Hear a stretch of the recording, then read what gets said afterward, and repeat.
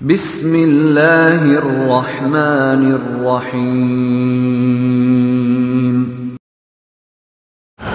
Faedah yang ketiga.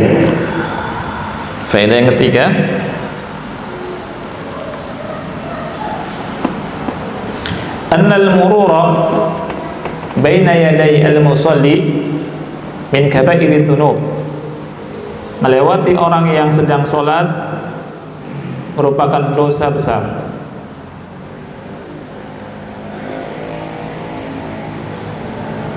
Melewati orang yang sedang sholat merupakan dosa besar. Dalilnya hadis ini. Karena di antara definisi dosa besar, dosa yang diancam, dosa yang ada ancamannya.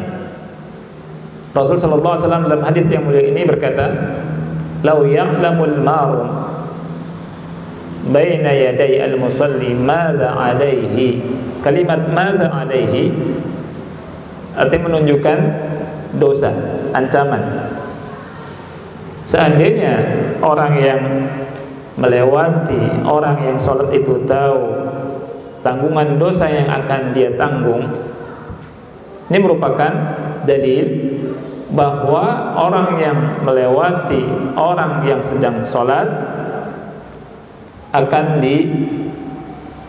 disanksi oleh Allah dan dia berdosa. Oleh karena itu, ikhwani fillah rahimakumullah, dari sini ulama mengatakan bahwa orang yang melewati orang yang sedang sholat, dia telah melakukan dosa besar. Bahkan Abu Nadhr berkata, ya, dia berkata, saya tidak tahu apakah 40 hari atau 40 bulan atau 40 tahun dia mau berdiri dan menunggu. Kalau mengetahui dosanya, ya, tentunya tidak ada di antara kita yang mau berdiri 40 hari atau 40 bulan atau 40 tahun. Dan orang yang sholat paling 5 menit, ya, sehari pun tidak. Oleh karena itu, kita harus sabar, jangan sampai kita melewati orang yang sholat, dan cari jalan yang tidak ada orang yang sedang sholatnya. Ini faedah yang keberapa? 3. Tidak semua faedah yang di sini saya bacakan, ikhwan, ya. Kemudian faedah berikutnya,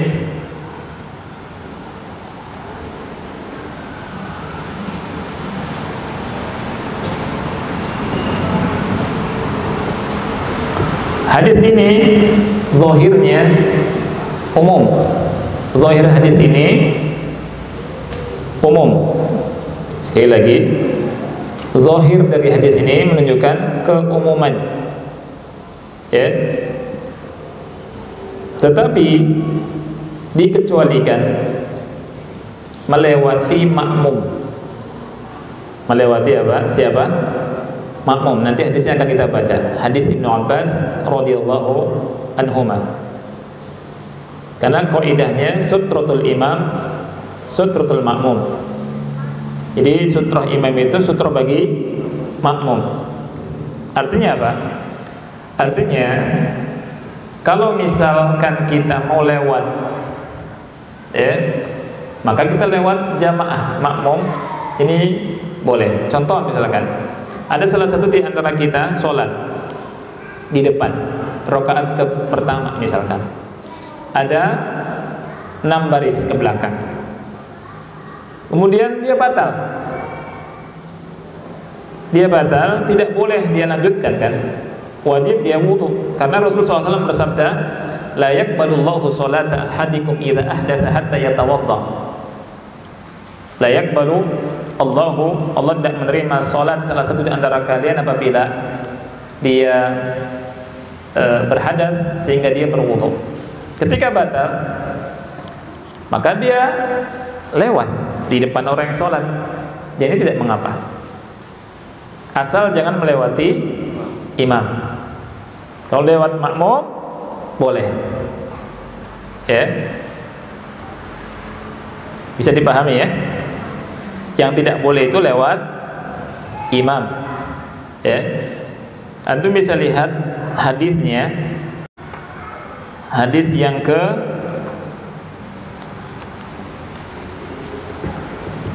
tiga di kitab atau bab ini, ya.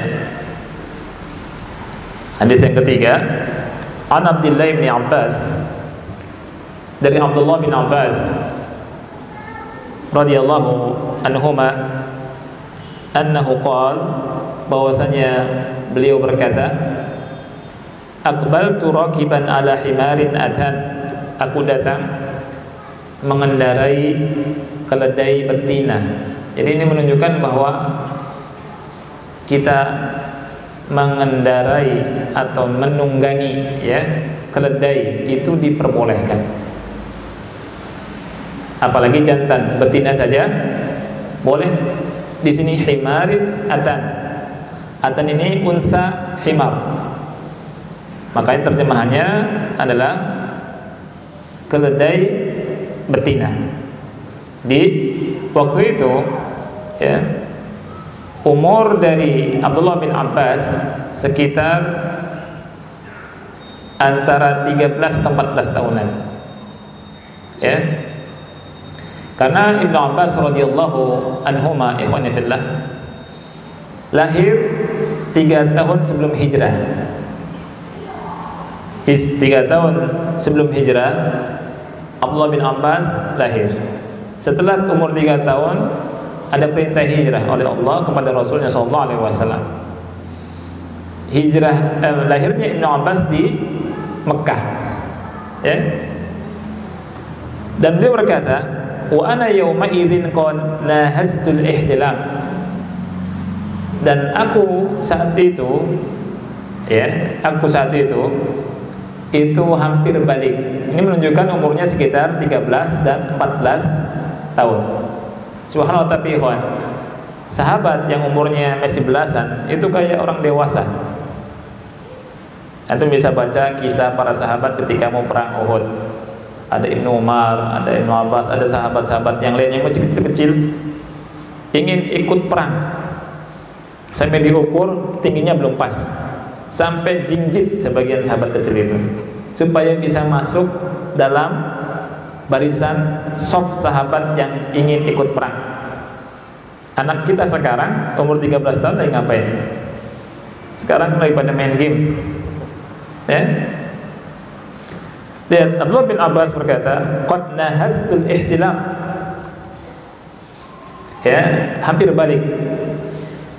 Di antara yang disebutkan oleh ulama, Syekh Utsaimin rahimahullah, kenapa Ibnu Abbas mengatakan demikian? Karena ingin ngasih tahu ke kita bahwa beliau hafal hadis ini, ya, dan ini merupakan keistimewaan beliau, ya. Jangankan isi hadisnya, umur saya saja itu saya hafal tentang hadis ini, makanya saya sampaikan, ya. Ini kata Ibnu Abbas, kata Syekh Utsaimin. Wa Rasulullah sallallahu alaihi wasallam yusalli bin nasi bimina ila ghairi jidar. Dan Rasulullah sallallahu alaihi wasallam salat, Rasul sallallahu alaihi wasallam salat di Mina. Ya, Rasul sallallahu alaihi wasallam salat di mana? Di Mina. Ya. Ini waktu musim haji wada. Rasul salat di Mina min ghairi jidar, tanpa dinding. Dari hadis ini ulama berbeda pendapat, ikhwan. Ada yang mengatakan ini menunjukkan Rasul sallallahu alaihi wasallam tidak pakai sutra. Maka dari hadis ini mereka mengatakan sutra enggak wajib, enggak sunnah. Tetapi justru yang benar adalah ini ma'ruf. Justru Rasul SAW tidak di depan jidar. Hadis ini ingin ngasih tahu bahwa Rasul di depan sutra. Sutra enggak mesti tembok, tapi apa? tongkat dan kebiasaan Rasulullah tombak dan kebiasaan Rasulullah SAW sholat dengan sutroh.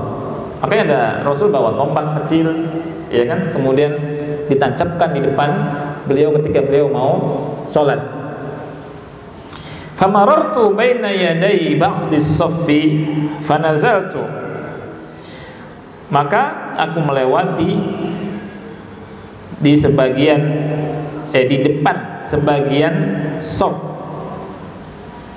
fanazaltu, dan aku pun turun, ya, dan aku pun turun. Ikhwani fillah, ini syahidnya.